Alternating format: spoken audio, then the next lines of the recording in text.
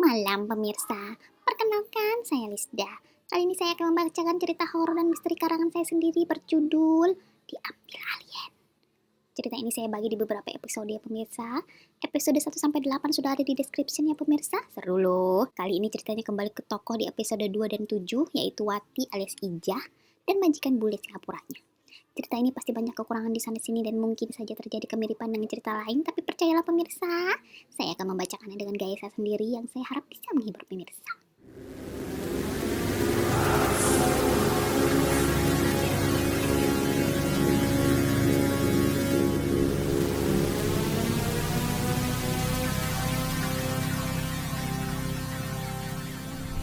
Wati panik.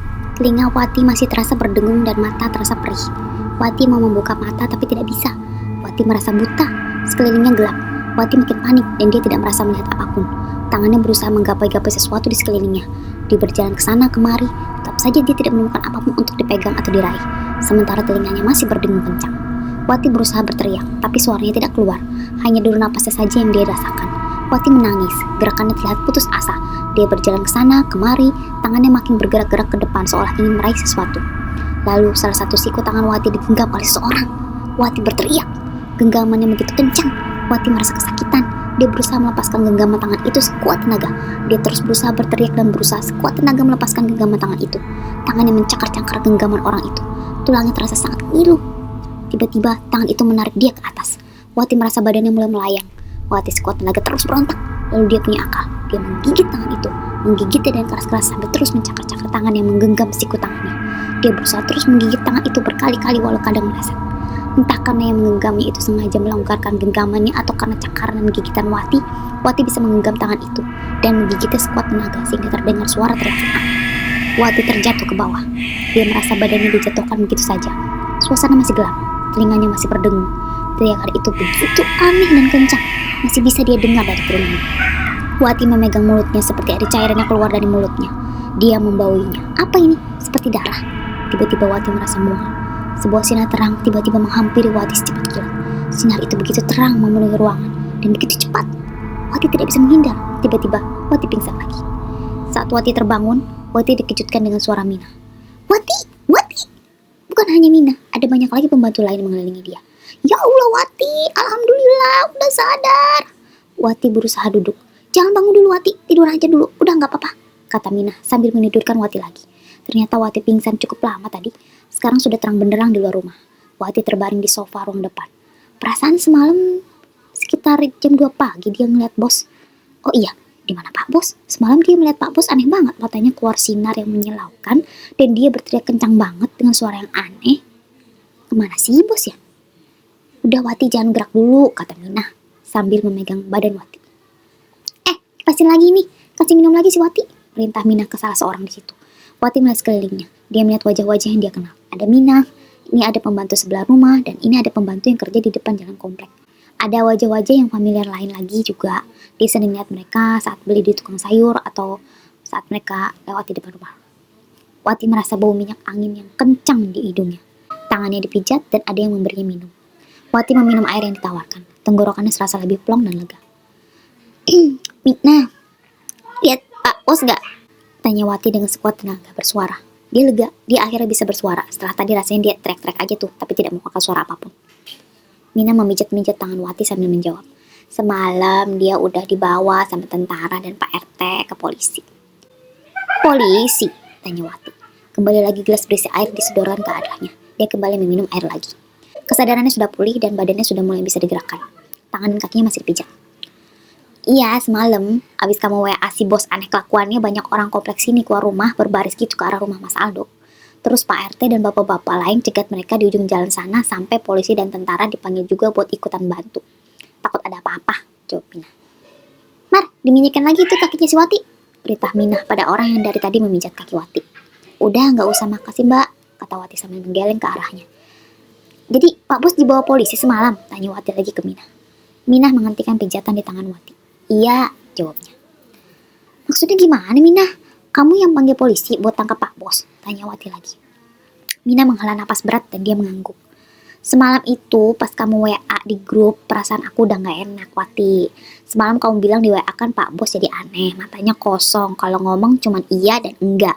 Mirip-mirip dengan Pak Sani. Langsung gak enak gitu perasaan aku. Terus gak lama kamu gak nyaut lagi di WA grup. Terus mati lampu, dari luar rumah banyak orang baris-baris. Mata mereka nyala kayak senter semua. Di depannya ada Mas Aldo tuh mimpin. Dari grup WA rumah orang-orang yang digedor-gedor kencang, untung rumah Pak Sani enggak. Apa karena Pak Sani sekeluarga lagi ada di rumah sakit ya? Semalam ada suara teriakan aneh dan ada kilat terang banget, hujan deras. Hujan deras? Kilat? Semalam? Tanya Wati kebingungan. Iya Wati, hujan deras dan kilat banyak banget semalam. Kan semuanya juga hujan, terus mati lampu, jawab Mina.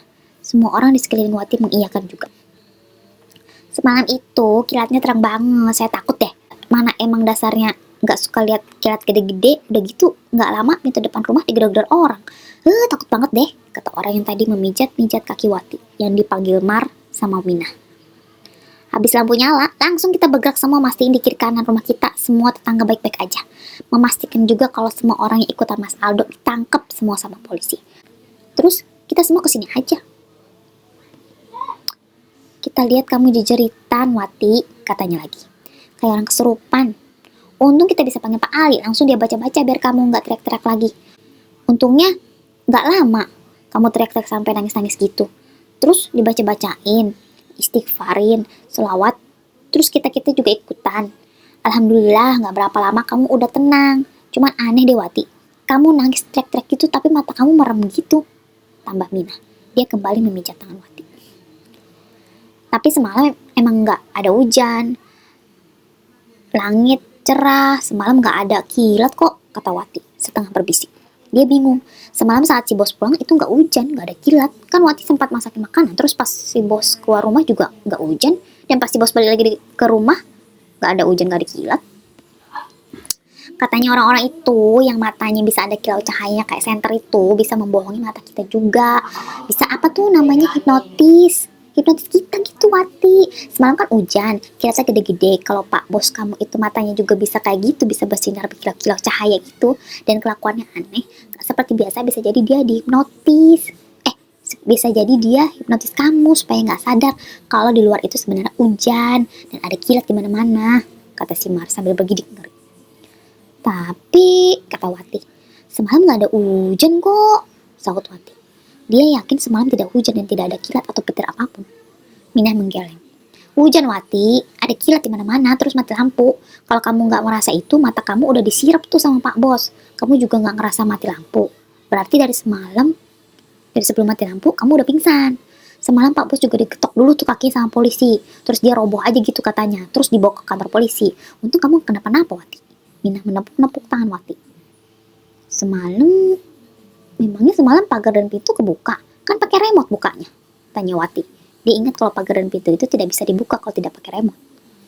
Bapak-bapak dan polisi lihat kebuka semua. Semuanya kebuka tuh pagar sama pintu. Kamu katanya udah kebaring aja gitu di lantai. Di hadapannya ada Pak Bos. Berdiri aja gitu matung. Sambil tangannya ada yang megang tangan kamu tuh.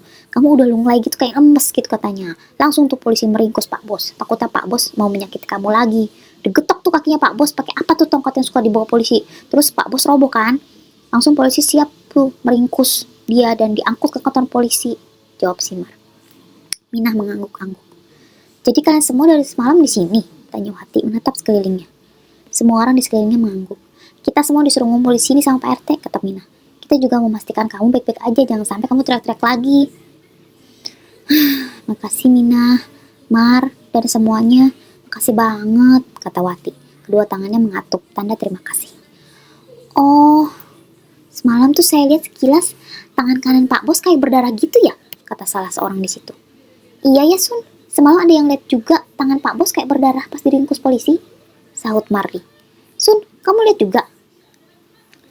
Iya, semalam tangannya Pak Bos berdarah, ngucur gitu darahnya. Kan dia roboh tuh, habis dilumpuhin polisi kakinya. Pas diangkat polisi, dia pincang kan jalannya. Terus tangannya juga mengucur darah. Tuh yang netes semalam udah kita lap-lapin di lantai. Orang yang dipanggil Sun itu menunjuk ke lantai di dekat pintu depan rumah Pak Bos. Darahnya netes terus sampai di jalan, nggak tahu itu kenapa. Tangan Pak Bos berdarah. Semalam Aku merasa tanganku digenggam kencang nih sama seorang, kata Wati. Terus aku gigit tangan orang yang memegang tanganku sekencang banget sampai aku tuh teriak-teriak menangis berusaha melepaskan genggaman tangan itu. Terus aku juga sempat menggigit tangan itu keras banget sih.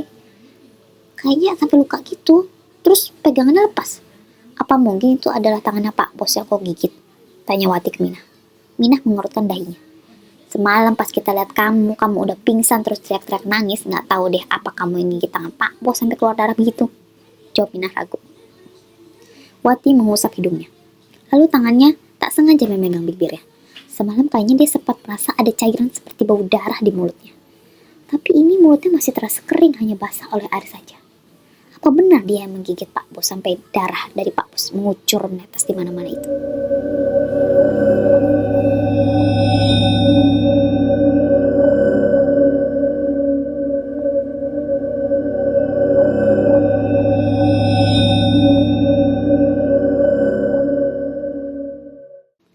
Bagaimana pemirsa?